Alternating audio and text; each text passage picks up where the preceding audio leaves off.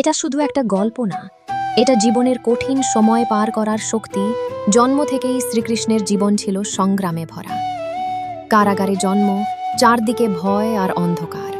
তবুও তিনি থেমে যাননি, ভাগ্যকে দোষ দেননি। ছোটবেলা থেকেই বিপদের মুখোমুখি হয়েছেন সাহস নিয়ে। কালীয় নাগ, পুতনা, কংস সবাই ছিল তার শত্রু, কিন্তু প্রতিটি বাধাকে তিনি সুযোগে পরিণত করেছিলেন। তিনি শিখিয়েছেন সমস্যা আসবে, কিন্তু ভয় পেলে হার নিশ্চিত। কুরুক্ষেত্রের যুদ্ধে তিনি নিজে অস্ত্র না তুলে জ্ঞান দিয়েছিলেন। অর্জুন যখন ভেঙে পড়েছিল, তখন কৃষ্ণ তাকে পথ দেখান। তিনি বলেছিলেন, কর্ম কর, ফলের চিন্তা করো না। জীবনে সফল হতে হলে নিজের কর্তব্য পালন করতেই হবে। পরিস্থিতি যতই খারাপ হোক, ধৈর্য হারানো যাবে না। কৃষ্ণ দেখিয়েছেন সঠিক সিদ্ধান্তই তোমাকে জয় এনে দেবে। তিনি কখনো হার মানেননি, বরং প্রতিটি পরিস্থিতিতে হাসি মুখে থেকেছেন।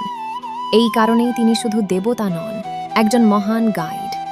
কুরুক্ষেত্রের যুদ্ধ শুরু হওয়ার আগে অর্জুন ভেঙে পড়েছিল। সে বলেছিল, আমি আমার নিজের আত্মীয়দের বিরুদ্ধে যুদ্ধ করতে পারবো না। তার হাতে থাকা ধনুক নিচে নেমে গেল, মন ভরে গেল ভয়, দুঃখ আর দ্বিধায়।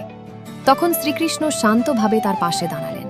তিনি বললেন, তুমি শুধু শরীর দেখছো, আত্মাকে দেখছো না। আত্মা কখনো মরে না, কখনো জন্ম নেয় না। তোমার কাজ হলো নিজের কর্তব্য পালন করা। ভয় তোমাকে দুর্বল করে, কিন্তু জ্ঞান তোমাকে শক্তি দেয়। যে সঠিক পথে থাকে তাকে কেউ থামাতে পারে না। কৃষ্ণের কথা শুনে শুনে অর্জুন আবার দৃঢ় হল। সে বুঝল, পালিয়ে গেলে সমস্যা শেষ হয় না, বরং সাহস নিয়ে সামনে এগোতে হয়। সেই বিশ্বাস নিয়েই সে যুদ্ধ শুরু করল, আর শেষ পর্যন্ত জয় এলো তার পক্ষেই। শেষ কথা, বন্ধুরা, ভিডিওটা কেমন লাগলো কমেন্টে তোমাদের মতামত জানাও। আর এমন মোটিভেশনাল ভিডিও পেতে চ্যানেলটা এখনই সাবস্ক্রাইব করে দাও।